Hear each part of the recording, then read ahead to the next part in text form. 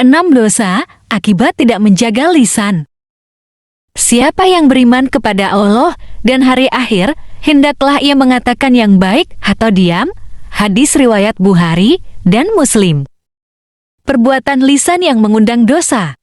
Ada banyak hal yang bisa membuat kita berdosa melalui perkataan kita. Manusia suka berkomunikasi dan seringkali kita bisa terjebak dalam perbuatan dosa yang berasal dari lisan kita. Buku Sejumlah Amalan Penting Penghuni Surga Saat di Dunia oleh Ahmad Abi Al-Musabbih menyinggung beberapa dosa yang berasal dari lisan. 1. Dosa ghibah atau gosip. Ghibah adalah tindakan menyebut atau menceritakan hal-hal negatif tentang seseorang. Ketika melakukan ghibah, seseorang juga dapat menyebarkan aib orang lain yang sangat tidak disukai oleh Allah Subhanahu wa Ta'ala. Perbuatan melakukan ghibah sebenarnya merupakan awal dari penyakit hati. Orang yang suka berghibah biasanya merasa tidak tenang jika melihat orang lain bahagia, senang, atau gembira. Kedua, dosa namimah atau mengadu domba. Adu domba terjadi saat seseorang ingin menghancurkan hubungan orang lain. Adu domba erat kaitannya dengan bohong dan fitnah. Rasulullah bersabda, "Tidakkah kamu ingin aku beritahukan orang yang paling jahat di antara kamu?" Kata sahabat, "Tentu wahai Rasulullah." Kemudian Nabi menyebutkan adu domba salah satunya, hadis riwayat Ahmad dari Abu Malik Al-Asy'ari. Yang ketiga, dosa pembicaraan yang tidak bermanfaat. Rasulullah mengajar umat muslim untuk lebih memilih diam ketika tidak diminta berbicara.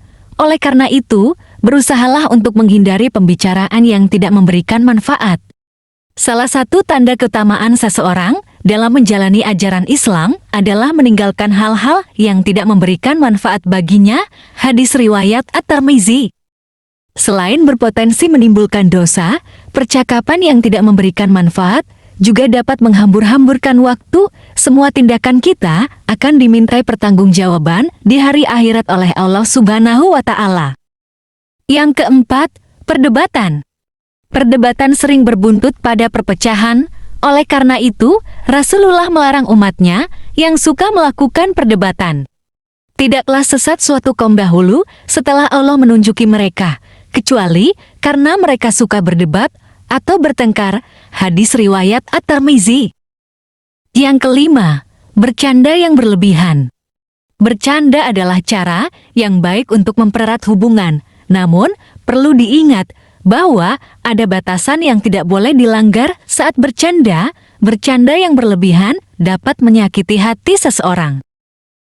Rasulullah Shallallahu Alaihi Wasallam bersabda, "Janganlah kamu berdebat dengan saudaramu dan janganlah kamu mencandainya." Hadis riwayat At-Tirmizi. Dalam bercanda dengan sesama, ada adab yang perlu diperhatikan. Tujuan dari bercanda seharusnya adalah untuk memberikan hiburan, bukan untuk menyebabkan perpecahan. Yang keenam, mengejek orang lain. Setiap individu memiliki kelemahan. Sebagai manusia yang tidak sempurna, tidaklah pantas jika kelemahan seseorang dijadikan bahan ejekan.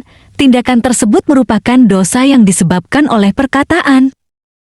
Allah Subhanahu wa Ta'ala berfirman dalam surat Al-Hujurat ayat 11.